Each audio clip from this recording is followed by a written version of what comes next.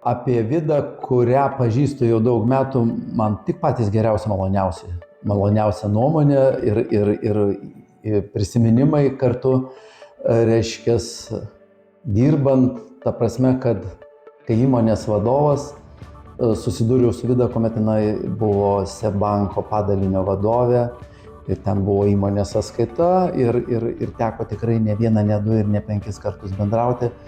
Koks įspūdis susidarė, tai žodžio besilaikantis žmogus, išmanantis savo darbą, mokantis suburti komandą, kad ir nedidelė, bet dirbo kelios moteris, kurioms visada galėjai paskambinti ir gauti išsamią informaciją. Pati Vida visada padėdavo, kai tik tai prašydavai, kai kuriais atvejais laikas eina darbo į pabaigą, žiūri, kad tau reikia atlikti tam tikras operacijas.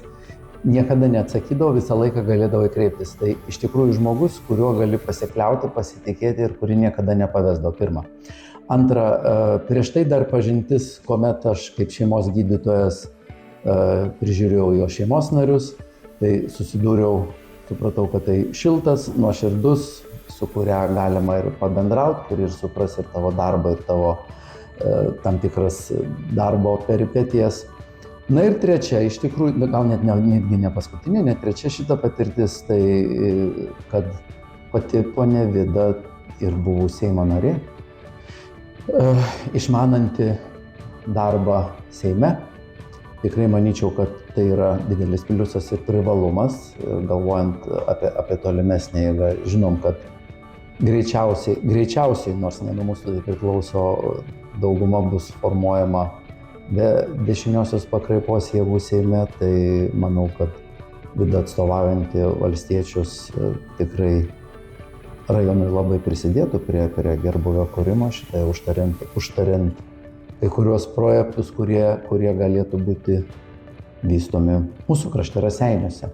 Na ir žinoma, dabar paskutinė patirtis, tai Vida tarybos narė.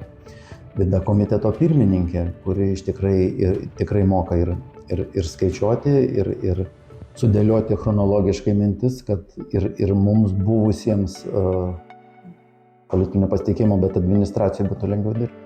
Tai patys šilčiausi, nuoširdžiausi prisiminimai, emocijos ir tikrai nuoširdžiai kviečiu palaikyti Vidą šiuose rinkimuose. Mielai kviečiu visus atlikti savo pilietinę pareigą ir balsuoti už Vidą.